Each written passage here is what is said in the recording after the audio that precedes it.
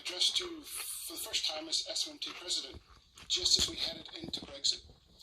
And in truth, at that time, I didn't think our industry could face a tougher crisis.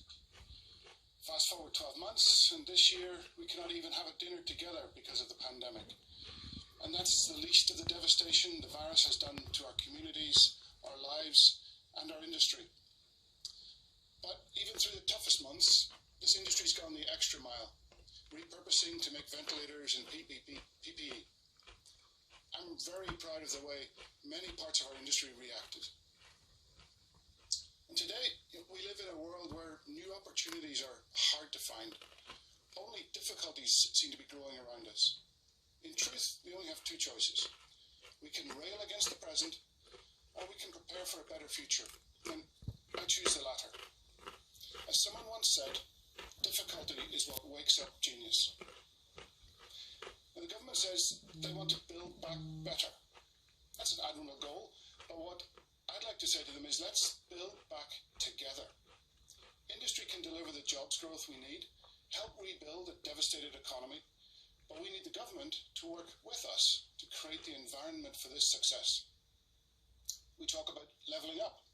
Well then, give us a level playing field with our international competitors. When the pandemic lifts, and it will, some industries and jobs, unfortunately, will have disappeared forever. Ours will not be one of them. Our industry must be one of the foundations on which the economy is rebuilt, jobs created, prosperity restored. So what do we need? Well, we need a future trading relationship that works for automotive. We've already spent nigh on £1 billion preparing for the unknown of Brexit. We've lost 28 times that to COVID. So let us not also be left counting the costs of tariffs, whether by design or by accident. When COVID lifts, we need to be ready. Ready to support government, engineer an economic and green recovery. We will be integral to this recovery, integral to safeguarding jobs and building more in the new green economy.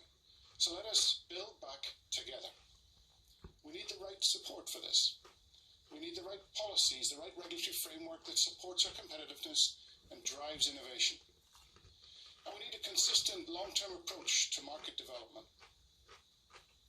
In the last few years, even before COVID, we've begun to see our industry slip behind in some areas in the race against our global competitors, as we've been deflected by issues like Brexit.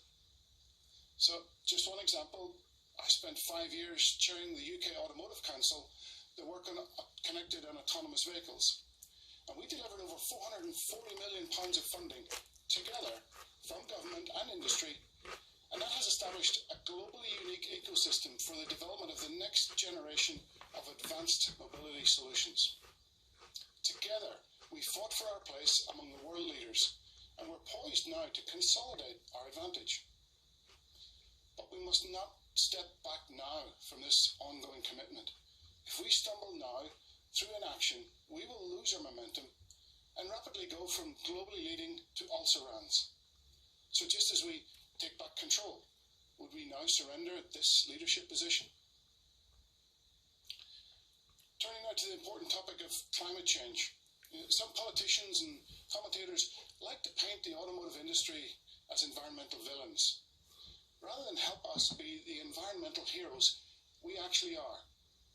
Do not make us the scapegoats when we are actually the people providing the solutions. And I should know, I have a doctorate in it, and I've spent my entire career in this industry working to reduce the environmental footprint of cars and buses and trucks. You know, the road to zero is one our industry was walking along many years before today's advocates had even found it on the map. But we can never rest. We must continue this journey. And we want to complete it ahead of our competition. Now, we called for a plan, and the government listened. Now we need to solidify that plan and bring all parts of the jigsaw together to deliver a successful green industrial revolution for the UK. Our part of the Green Deal is to develop the technology and to bring it to market. And to do that, we need a bold strategy to transform automotive production in the UK, to attract new investment, to upskill our workforce, to build world-leading battery gigafactory capability to future-proof our manufacturing. And we need strategic R&D investment at a globally competitive level.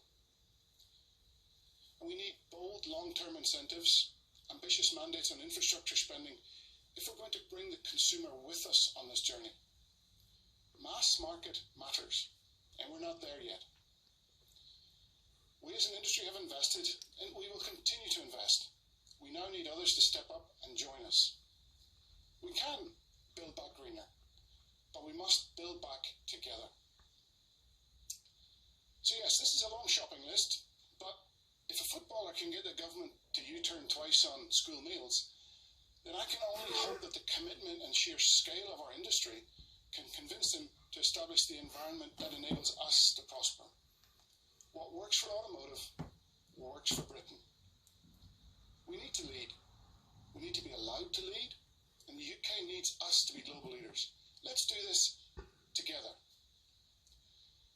And finally, I would like to thank all my colleagues at Smmt who've helped me so much in my time as president. They always do a first-class job, but if you have any doubts, you can always tell the character and talent of people in a crisis. So Mike and the whole team have been magnificent in how they've stepped up to defend our industry and advance our interests in the face of many challenges.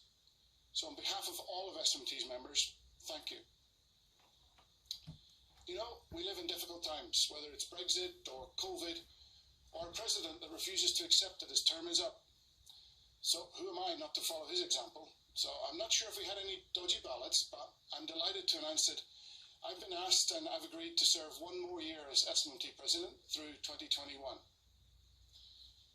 So, after a really tough year, here's to better times ahead. We can do this, building back together.